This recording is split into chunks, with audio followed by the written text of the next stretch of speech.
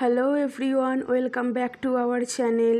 Airports authority of ইন্ডিয়ায় কর্মখালি কোন কোন পদে চাকরির সুযোগ রয়েছে জেনে নেওয়া যাক। তবে তার আগে যারা আমাদের চ্যানেলটিকে এখনও সাবস্ক্রাইব করেননি তারা সাবস্ক্রাইব করে পাশে থাকুন। তবে শুরু করা যাক। সমস্ত পদে প্রাথমিকভাবে আগামী 1 বছরের জন্য কর্মীদের নিয়োগ করা হবে। এরপর সংস্থার প্রয়োজন এবং নিযুক্তদের কাজের উপর নির্ভর করে চাকরির মেয়াদ আরও 1 বছর বাড়ানো হতে পারে।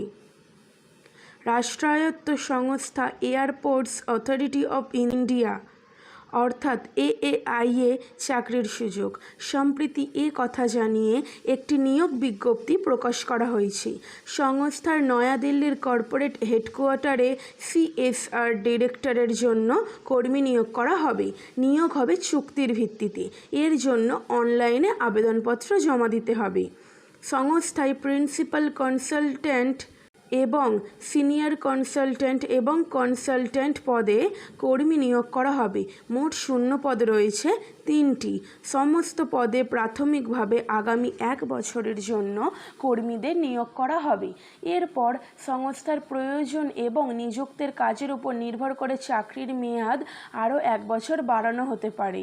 পদগুলিতে আবেদন জানাতে প্রার্থীদের বয়স অনূর্ধ্ব অর্থাৎ 65 বছর হতে হবে।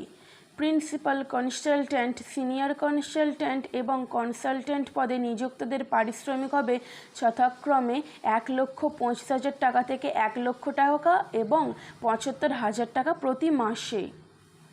বিভিন্ন পদে আবেদনের জন্য শিক্ষাগত যোগ্যতা এবং পেশাদারি অভিজ্ঞতা পৃথক মাপকাঠি ধার্য করা হয়েছে, যা মূল বিজ্ঞপ্তিতে বিশদে উল্লেখ করা রয়েছে। আগ্রহীদের জন্য বিজ্ঞপ্তি মোতাবেক ফরম্যাটে আবেদনপত্র সহ অন্যান্য নথি বিজ্ঞপ্তিতে উল্লেখিত মেল আইডিতে পাঠিয়ে দিয়ে আবেদন করতে হবে। আগামী 7 জুন আবেদনের শেষ দিন।